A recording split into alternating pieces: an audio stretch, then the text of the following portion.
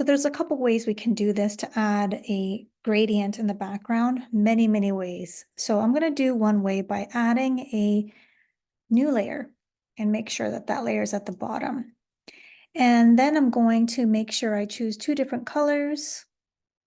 And I have here, this blue here that I like, and I need another blue, just a darker blue, just to make it more, give it more contrast, okay? So what I need to do here is get my gradient layer. And here I have a gradient, which is the new one. And it's actually an interesting tool. However, I'm not going to use this one. I'm going to use the classic gradient here.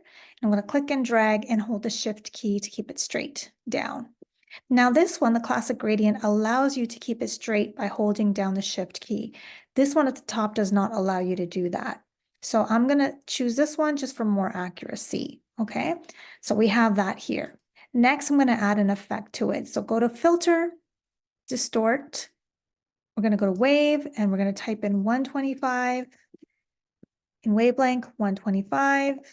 We're going to type in 450 down here, and 450. And make sure that your type is selected on square. You're going to press OK. So that's what it's going to look like. Then we're going to do one more thing to it. We're going to go back into Filter and go to Distort. Now Polar Coordinates. So we have rectangular to polar. So if we choose this, that's what it's going to look like. Okay, so we've just given it an interesting type of effect to it.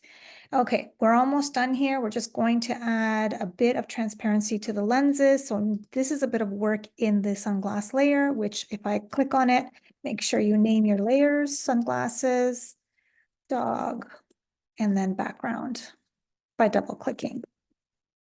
Just to keep yourself, because you can have many layers and you keep yourself organized. And some of these things are so tiny, you won't even remember what they are. So here's your sunglasses. If I zoom in a bit, I'm going to use the quick selection tool, which is the easiest to use. And I'm going to just select only the gray. See how fast that was? Only the gray portions. So if you look at the top here, I always look at the top here because this shows me where it's on. So if it says minus, if I try to click on this lens, it's not going to grab it. I need to click on the plus sign. And then if I click on this lens, it will add both. So it's adding selections, not removing.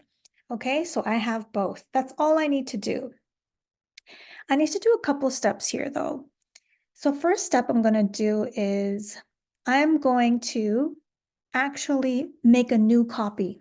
So a shortcut to do this is if you go and click on Command J or press Command J, but if you also go into Layer, it says Layer, New, via Layer Copy, Command J, that is exactly what I'm doing, okay? So Command J, you can see here already, this is a new layer, that's the lenses.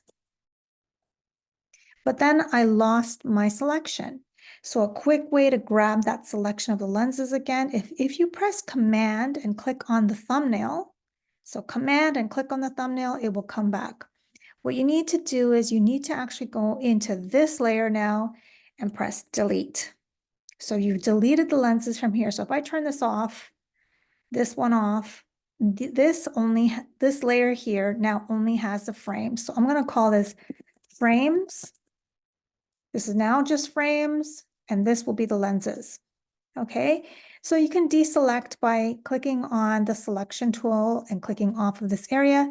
And now this is where you would just go into the lenses, and up here there's an opacity.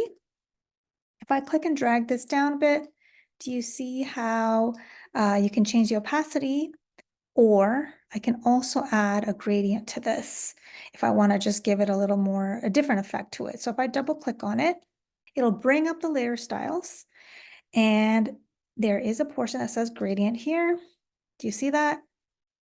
And there's different types of gradients. I could choose from any of these gradients. I kind of like this one. You can also change the angle, but I would leave it at minus 90. And that's essentially it.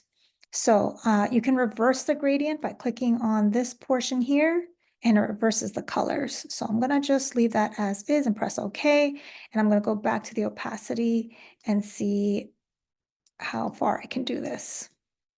So it's a matter of now you kind of playing around with it, but now you have the frames, now you have the lenses on its own layer, now you have the dog, and now you have the background.